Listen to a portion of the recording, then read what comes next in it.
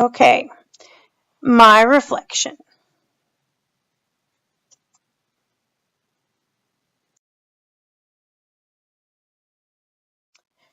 Well, as a teacher, any teacher, not just special ed teacher, I feel like I've learned so much from the research journals that we've read, our discussions in class, um, and I try to implement all the things that we've learned with each topic into my classroom, and I feel that the students are benefiting from that. I really liked the teaching and learning topics that we did because teaching and learning are so closely related that in order to be a great teacher and to teach the children for them to learn, you've got to do your part and be knowledged in the content area and be excited about it in order for the students to learn.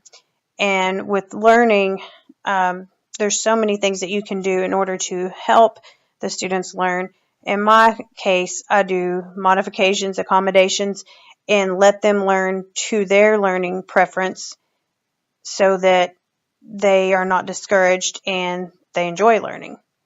One big thing that just aha moment for me was curriculum is not just the textbooks. And I knew it wasn't just the textbooks, but I thought it was the guidelines that you follow. And I realized that curriculum is everything that is involved in teaching the students. So all of these are just built on one another. And even if we go out to the track or they build something in the shop in my math class in geometry, if we do something on the board, right on the table, anything we do is part of the curriculum.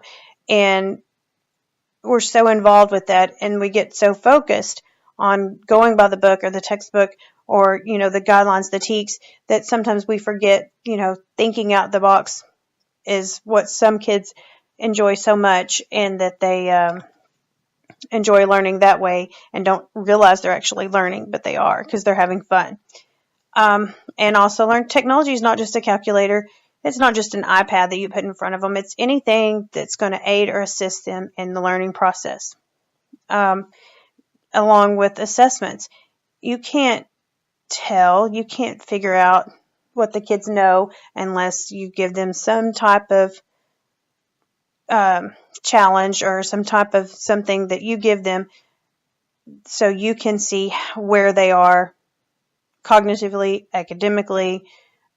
You've been teaching something, let's see how you did on it, so that you can see what areas they might need more help on.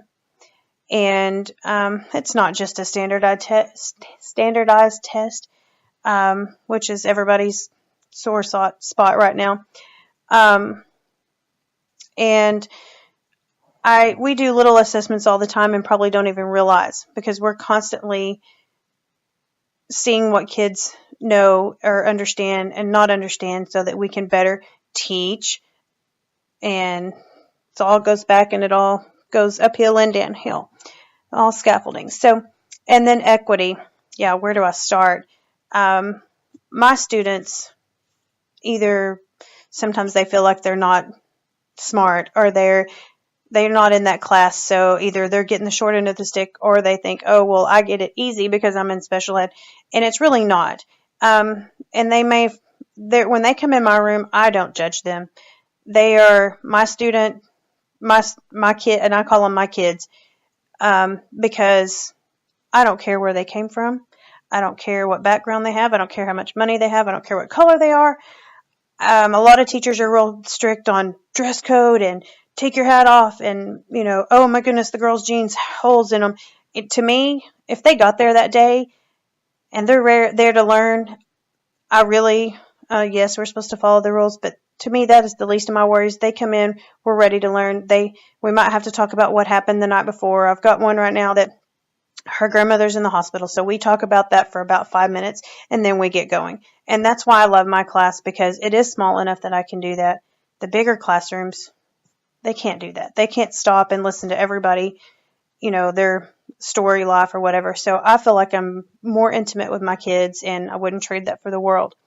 With all the things that we've learned in these articles, there's no way for me to get this wrapped up in 5 minutes because I try so hard to take each of the 6 topics that we've talked about and we've learned about and try to use all those in my classroom. And I think you have to use all of them. And especially, we're talking about the technology. Some type of technology is going to be around and students are not scared of it. So use it. And so all 6 are very important. And in order to be successful, you need to teachers who love teaching teach children to love learning. And I firmly believe that. I really liked this one. The best advice I can give to a new teacher is to listen to your students with your ears and heart. Well, I think that's a great advice for all teachers, not just new teachers. I like this one. What gives anyone the right to take 3 away from 8? Why should 8 be diminished to the lesser value of 5 just to satisfy someone's obsession with math? Well, sometimes the kids laugh at me whenever I tell them, get excited about a math problem or get excited about something, and they're like, "Oh, Miss Grimmer, why are you so excited? Why is this fun?" And so I try to instill that. I can see my kids saying this to me.